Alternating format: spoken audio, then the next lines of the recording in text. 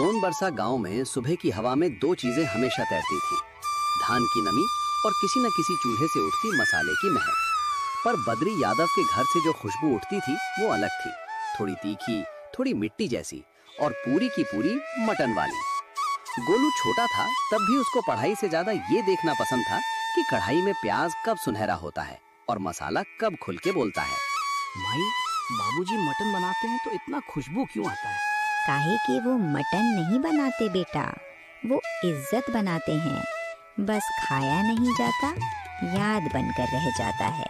गोलू के लिए मटन सिर्फ खाना नहीं रहा, वो एक सपना बन गया, और सपना आदमी को कभी चुप नहीं बैठने देता। अब गोलू 25 का हो गया था, आंखों में सपना वही था, पर घर की छत टपकने लगी थी, बहन की फीस रुकने लगी थी, और बद्री यादव का वही पुराना उसूल, मटन घर का चीज है, बाजार का नहीं। एक शाम चूल्हे पर लोहे की कढ़ाई चढ़ी थी, घी में प्याज उतर रहा था और बद्री यादव सिल पर मसाला कूट रहे थे। बाबूजी, आपके मटन का नाम पूरे ब्लॉक में है, एक छोटा सा ढाबा खोल लेते, हम भी कुछ आगे बढ़ेंगे। आगे बढ़ना है तो पढ़ लिख के बढ़ो, मटन बेच के कौन राजा बना है? राजा नहीं, पर घर में छत टपकती है, बहन की पढ़ाई रुक रही है, माँ की दवा। बाबूजी, स्वाद तो भगवान का दिया है, बस इस्तेमाल कर लें। बद्री यादव ने मुंह कड़ा किया, तभी सरसों देवी बीच में आ गई। अरे बद्री, लड़का ठीक कह रहा, स्वाद तो अपने घर के हाथ में है, पैसा किसी का गुलाम नहीं होता। बद्री यादव ने मसाला पत्थर पर पटका, धप। बस ज्यादा बोल मत, मटन घर में बनेगा और घर में खाया जाएगा, बात खत्म। गोलू चुप हो गया, लेकिन चुप्पी के अंदर उसका सपना और तेज जलने लगा। 2 दिन बाद गांव में मुखिया की भांजी की शादी थी, मटन का ठेका गया था। गांव का सबसे बड़ा ठेकेदार टाइप आदमी, पैसा भी और बातों में घमंड भी। शादी में मटन बना, पर स्वाद फीका, लोग खाकर बस करके रह गए।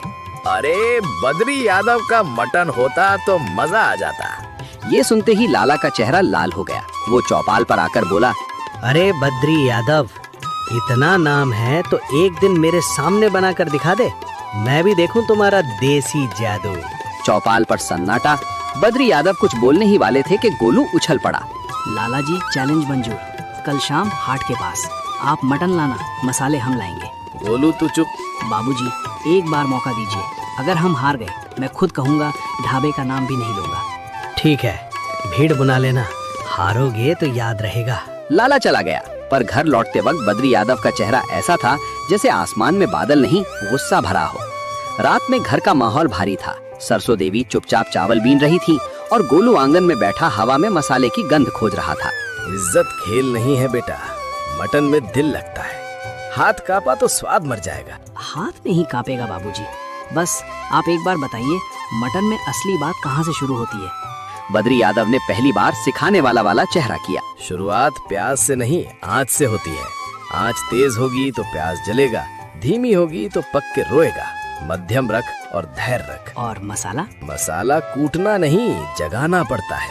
धनिया तभी बोलेगा जब जीरा उसे थपकी देगा, और लाल मिर्च वो तो गुस्सा है, ज्यादा डालोगे तो रिश्ता टूट जाएगा। गोलू हंसा, पर सीख मन में बैठ गई। फिर बद्री यादव संदूक के पास गए और एक पुराना कपड़ा निकाल लाए। ये मेरे बाबूजी का गढ़वा मसाला, बहुत कम बचा है, इसे तभी इस्तेमाल करते हैं जब लड़ाई बड़ी हो। आप मुझे दे रहे हैं? मैं नहीं दे रहा, परंपरा दे रही है, कल गड़बड़ नहीं होनी चाहिए। अगली शाम हाट के पास भीड़ ऐसे जुटी जैसे मेला हो, किसी के हाथ में प्लेट, किसी के हाथ में लोटा, और सबकी आंखें कढ़ाई पर। लाला सफेद कुर्ते में सोने की चेन चमकाते हुए आया, पीछे 2 आदमी जैसे बॉडीगार्ड। लो देसी बकरा, अब दिखाओ अपना करिश्मा।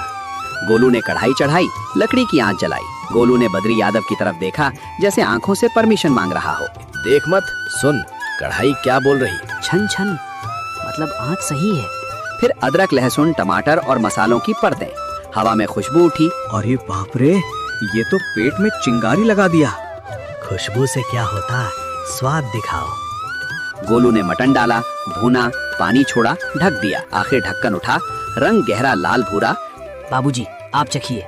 बद्री यादव ने पहला टुकड़ा खाया, भीड़ सांस रोक के खड़ी थी। हाँ, ठीक बनाया है। बस इतना सुनते ही भीड़ टूट पड़ी। वहां की आवाजें, प्लेटों की कनक और मटन की खुशबू सब साथ में।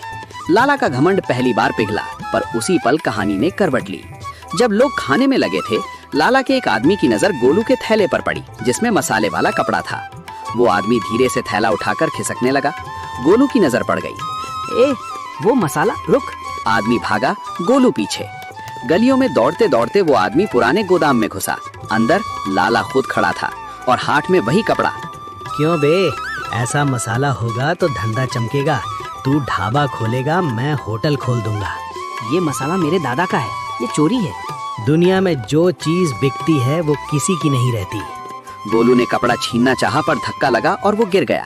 लाला ने कपड़ा दबाकर कहा, आज तू जीत गया, कर तेरा नाम भी नहीं बचेगा। गोलू रात में घर पहुंचा, आंखों में गुस्सा और दिल में डर। गोलू ने सच बताया। बद्री यादव चुपचाप सुनते रहे। फिर संदूक खोला और वैसा ही दूसरा कपड़ा निकाला। ये दूसरा? मैंने जो तुझे दिया था वो असली नहीं था। क्या? अरे तुम्हारा बाबूजी भी पूरा खिलाड़ी है। गोलू को राहत मिली पर बद्री यादव ने उंगली उठाकर चेताया। अब ध्यान दे, लाला मसाला नकल करेगा और फिर कोशिश करेगा कि हमें मटन मिले ही नहीं। अगले दिन सच में यही हुआ। बाजार में बकरा महंगा और कसाई बोल रहा था सब बुक हो गया है। गोलू सीधे कसाई रफीक के पास गया जो हाट के किनारे बैठता था। रफीक भाई, हमको देसी मटन चाहिए, रोज का, साफ सुथरा। दाम जो बोलोगे दे देंगे। गोलू दे देता, पर लाला ने पहले ही कह दिया है, जो बद्री के लिए बेचेगा उसका ठेला बंद करा देगा। तो फिर हम क्या करें? एक काम कर, तू स्वाद बेचता है, मैं भरोसा बेचता हूँ। तू मेरे साथ चल, हम गांव से बाहर वाले मेले से बकरा उठाएंगे। लाला का हाथ वहाँ नहीं चलता। गोलू ने पहली बार समझा मटन का धंधा सिर्फ कढ़ाई नहीं, नेटवर्क भी है। कुछ ही दिनों में बद्री यादव का ठेला तैयार हो गया। ऊपर हाथ से लिखा, बिहार का चटपटा देसी मटन। लाला ने शहर से बोर्ड छपवाया, कड़वा मसाला। ठेला? अरे ठेले से मुकाबला करेगा मेरे होटल का? पहले पहिया ठीक कर। गोलू चुप रहा। बद्री यादव ने बस इतना कहा, मटन बोलने दे बेटा, आदमी नहीं। पहला ग्राहक आया, हरी बाबू, पोस्ट ऑफिस वाले। बद्री जी, आज वही पुराना स्वाद। पुराना नहीं हरी बाबू, आज नया मगर जड़ से देसी। हरी बाबू ने कौर लिया, आंखें बंद कर ली। ये तो मटन नहीं, याद है जैसे बचपन में नानी के घर खाते थे। लोगों ने लाइन लगानी शुरू कर दी और गोलू हर प्लेट के साथ एक चीज जोड़ देता, एक छोटा सा सलाह वाला वाक्य। कुछ महीनों में ठेला दुकान बन गई, दुकान ढाबा बन गई और बिहार का चटपटा देसी मटन एक